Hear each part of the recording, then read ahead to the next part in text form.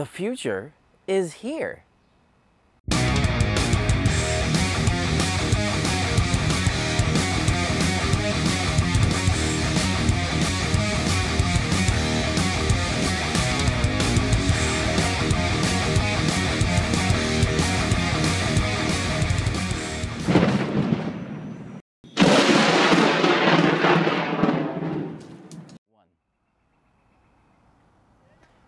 This here is a 2020 Tesla Model 3 long-range dual motor. Yes, I went full electric. I'm off gasoline. I got rid of the 2017 WRX. A little homage to the WRX.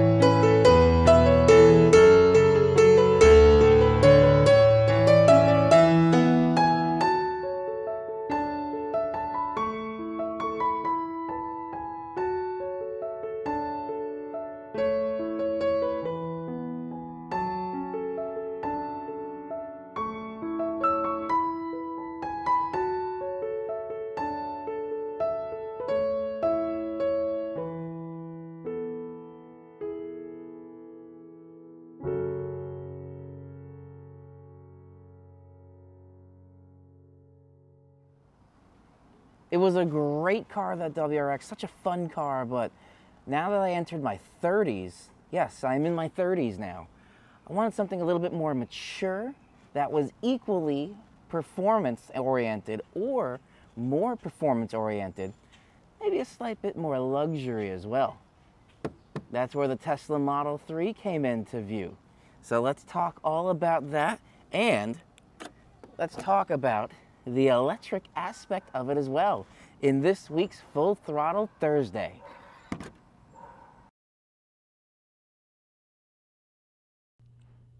All right, so next up, we're going to talk a little bit about the buying experience. And this was actually the best buying experience I've ever had with a car. It was amazing.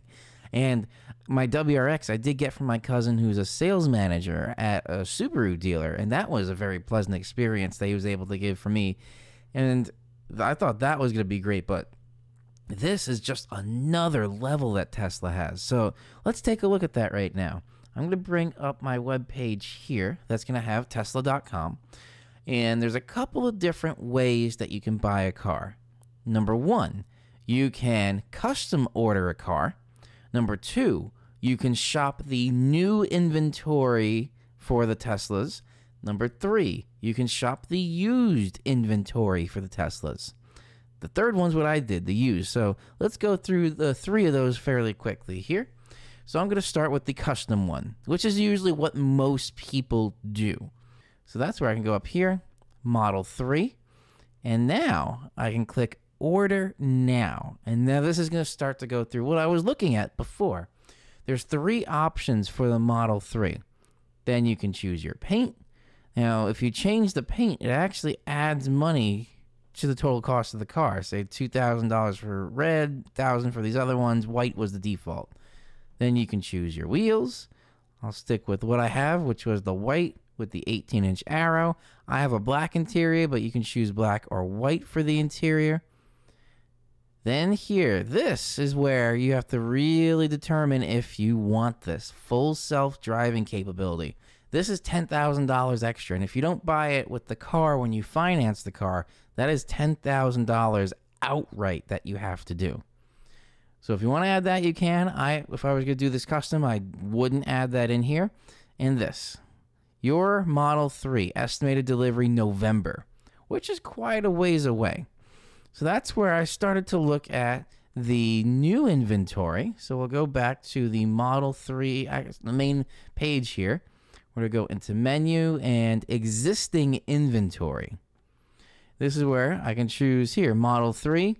And the only thing I needed, long range, all-wheel drive. Nothing. No option there. Okay. Next, used inventory. This is what I ended up going with. So here I needed the Model 3, yes, and I wanted the long-range all-wheel drive. Now it's going to show some options for the long-range all-wheel drive. And I landed upon one, actually not too much different than this. It's just a 2020. So let's say I was looking at this. Okay, we got 8,000, so say 9,000 miles on there. It's a 2019 long-range all-wheel drive.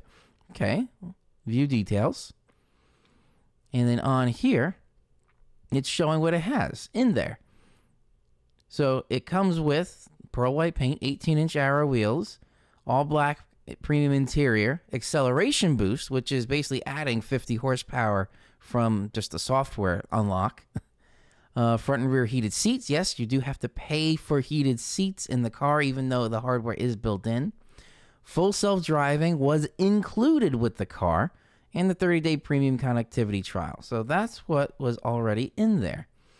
And what was the price for this? Here we go. So this was the price that this was showing, $58,600, which isn't actually much different than what I paid.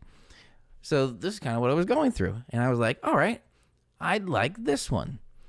This particular car, where was its location? Here we go. So it's Massachusetts.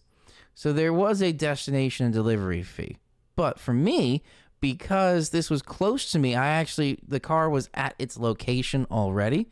So I just went to where the car was and picked it up. So there was no delivery fee and there was no transportation fee. So that was like, it checked all the boxes. And this used list, this inventory list, it cycles through very quickly. So that's where the buying process is very simple. And then from there, basically, you would click the car that you want, say from the used list. You hit order now, and you can pay, say, Apple. I just use Apple Pay, $500 deposit.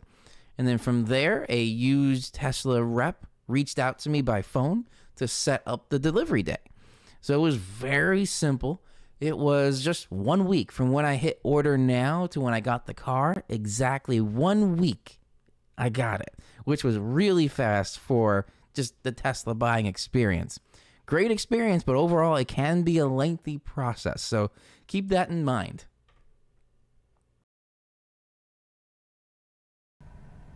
All right, let's take a look inside the car and a little bit about the driving. So one of my favorite things in here, by far, is how clean it is. It is just very minimal. All you get is a steering wheel with 2 scroll wheels on it, 2 stalks, one for the turn signal, and the washer on there, and the drive stalk. And then you get a 15-inch touchscreen, which controls everything, including the glove box.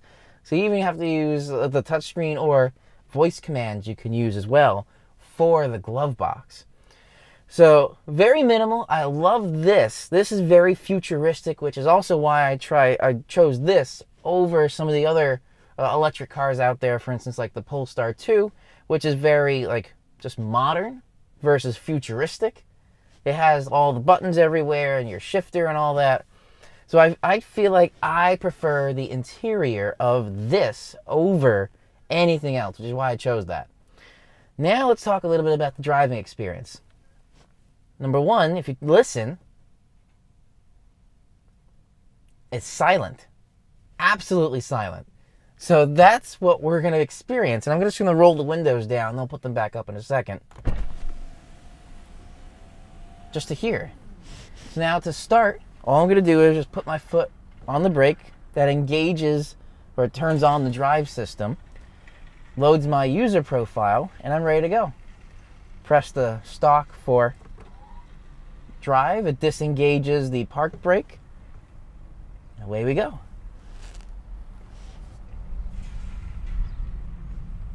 It's just so, it's like serenity driving this. It's so peaceful and quiet. That's just the way electric cars are. All you really hear is just wind noise. So that is one of my favorite things with electric cars in general. So it's very quiet and serene inside here, especially now that the windows are up.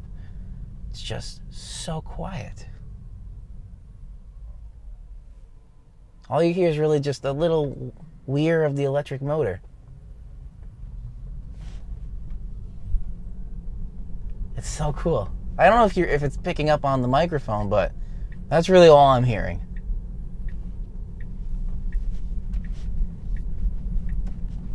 Now, the other thing that's unique with electric cars is one pedal driving. So really you're not using the brake pedal. And I was told by my friend that I test drove his, if you use the brake pedal, you're driving it wrong. And I'll get back to that in a sec. The second thing was the acceleration. So here's an acceleration we're going to feel right now.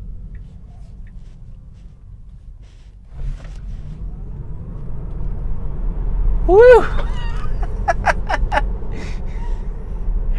I got up to 50 with that. Is just absolutely amazing to feel the sound of that electric and just the feel of that instant torque as soon as you hit the pedal. I'm gonna say the gas pedal or the accelerator.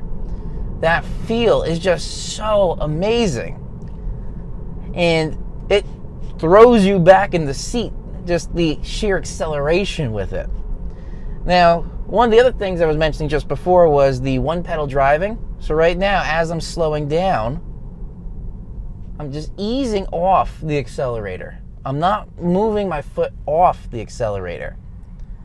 So if right now I just take my foot off completely, I actually come to a stop. That's because what's happening with the electric motors is it's using the motor in reverse, essentially. It's taking the momentum of the car, reversing the flow of the electric motor to recharge the battery. Regenerative braking. So when you're going downhill, for instance, or slowing down, you are reusing that energy of the car to slow down to recharge the battery. I thought that was fascinating with electric cars and that regen braking. So it does take a little while to get used to that one pedal driving. Because you really have to, just like with manual, like with the WRX, you have to really get used to feathering that throttle. You just push a little bit to go, you let off a little bit to slow down. And now it holds. And the next thing I'm going to mention real quick is the full self-driving, because this has it. So I'm going to engage it. Full self-driving is engaged right now. So the car is going to start going by itself. And then because it's not fully autonomous. You do have to keep your hands on the wheel. You have to still be fully attentive. So then here, I am not doing anything. I'm just monitoring, essentially.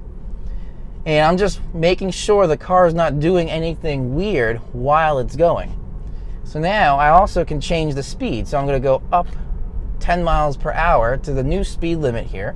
And the car is going to accelerate when it's clear. There's a car in front right now, so it's not.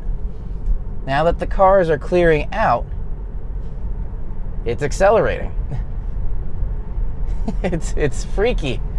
So the car right now is really just driving itself, and You have to keep your hands on the wheel, and it feels the pressure of your hands there to make sure you're still there. But again, going back to the serenity of it, I usually just keep one hand on the wheel just in case I need to take over. But it just maintains everything. It's staying in the lanes. It's maintaining the speed that I set it to. And if I go up another 5 miles per hour, it'll accelerate to that new speed. And then when coming to, I'm actually going to move over a lane. So now it's moving a lane over by itself. It's freaky. But coming up to traffic lights here, like there's a yellow, it comes to a more harsher stop than maybe I would normally do, but it's doing it. So this is what full self-driving is like in the car. And now the next thing is, at a red light, I have to authorize the car to go. So there, I just tapped the gas pedal and I authorized the car to actually go through the intersection. So now I just basically keep my hands on the wheel, monitoring it, and it does its own driving. It's just so cool.